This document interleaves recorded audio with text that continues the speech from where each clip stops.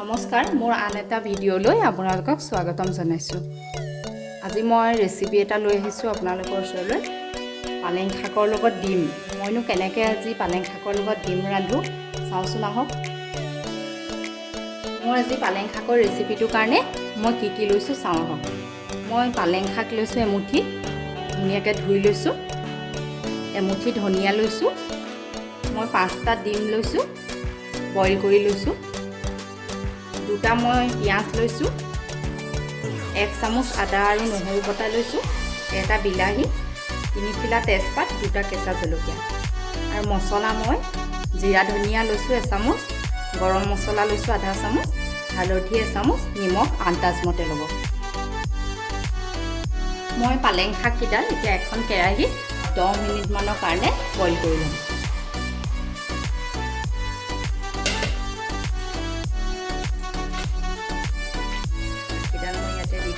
ধনিয়াকেইডালো মই ইয়াতে দি দিছোঁ। 10 মিনিটমানৰ কাৰণে বইল কৰিম। মই এতিয়া কেৰাহীখনত দি ঢাকনখন 10 মিনিটৰ কাৰণে মাৰি দিম।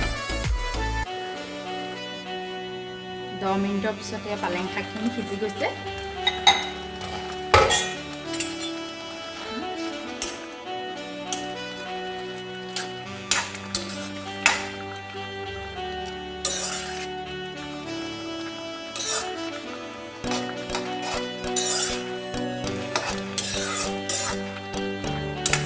এতিয়া গেছটো অফ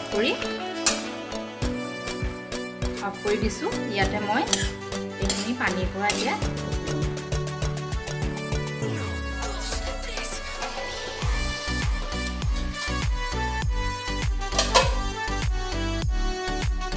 টুকি অকণমান ঠাণ্ডা হ'ব লাগিব। মই এতিয়া এই পালেং শাকখিনি এটা মিক্সি বাউলত ভৰাই এটা পেষ্ট বনাই ল'ম।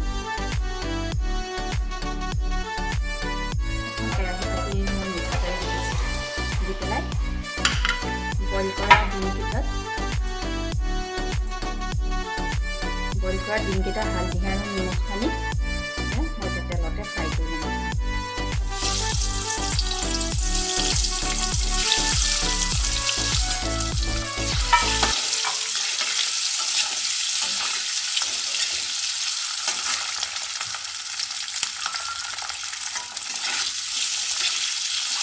মোৰ ডিমকেইটা ভজা হৈ গৈছে। এতিয়া মই এখন প্লেটত কাঢ়ি থ'ম।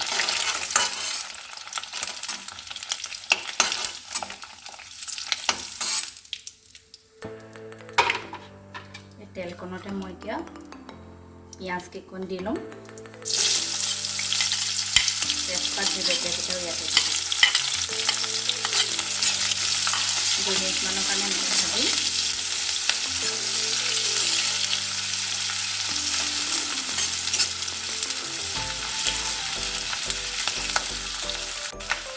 পিঁয়াজখিনি ভাজ খাইছে। ইয়াতে মই নহৰু আৰু আদা পেষ্টটো দি দিছোঁ।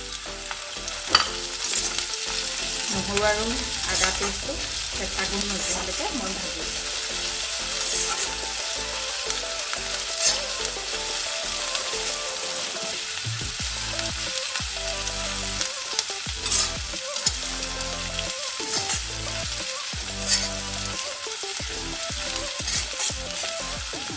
অকণমান ৰঙচুৱা নিচিনা হৈছে।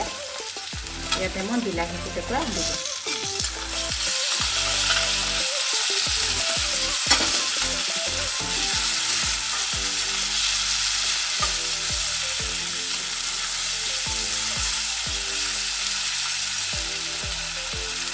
মই এতিয়া জিৰা গুড়ি, গৰম মছলা আৰু নিমখ হালধি ইয়াতে দি দিম।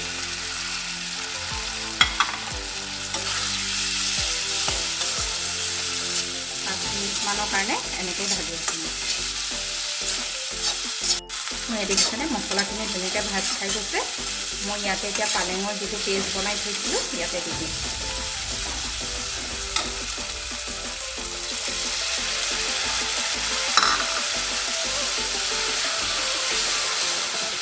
মই 5 মিনিটমানৰ কাৰণে আকৌ এনেকৈ ভাজি দিম।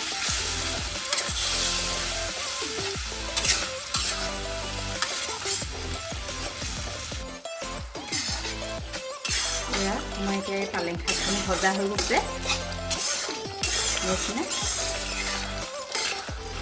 ইয়াত মিট মছলা বা অন্য মছলাও ব্যৱহাৰ কৰিব পাৰে, কিন্তু মই খুব কম মছলাৰে বনাইছোঁ, সেইকাৰণে মই অন্য একো মছলা ইয়াত ব্যৱহাৰ কৰা নাই।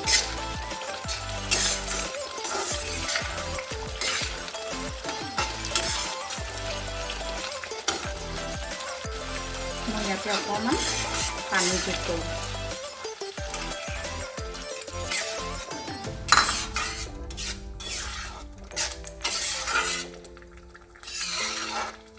মই এতিয়া 5 মিনিটৰ কাৰণে ঢাক মাৰি থ'ম। গেছটো কমাই ৰাখিব। 5 মিনিটৰ পিছত এয়া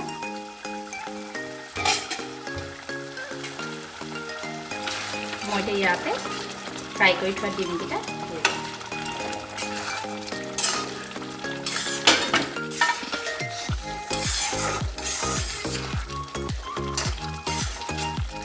আজিকালি ল'ৰা ছোৱালীয়ে শাক পাচলি নাখায়েই। আমাৰ ল'ৰা ছোৱালীকেইটাইতো ভাজি মুখতে নিদিয়ে, সেইকাৰণে মই এনেদৰে শাক বনালে সিহঁতি খাই ভাল পায়। এতিয়া মই 10 মিনিটৰ কাৰণে চিমত দি ঢাকি থৈ দিম।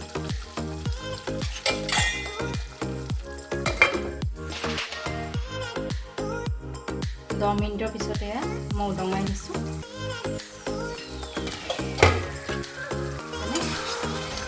পালেং শাকৰ ডিমৰ ৰেচিপি মোৰ ৰেডি হৈ গৈছে। যিসকলে এতিয়াও এনেকৈ খোৱা নাই, এবাৰ প্লিজ খাই চাব।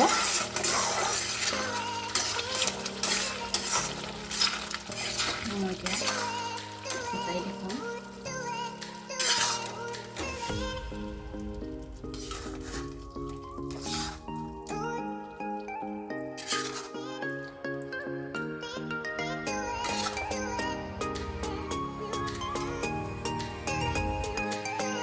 মোৰ পালেং শাক আৰু ডিমৰ ৰেচিপিটো ৰেডি হৈ গৈছে। যদি মোৰ ভিডিঅ'টো চাই ভাল পালে লাইক কৰিব, কমেণ্ট কৰিব, শ্বেয়াৰ কৰিব, আৰু যিসকলে এতিয়াও ছাবস্ক্ৰাইব কৰা নাই প্লিজ ছাবস্ক্ৰাইব কৰি ল'ব।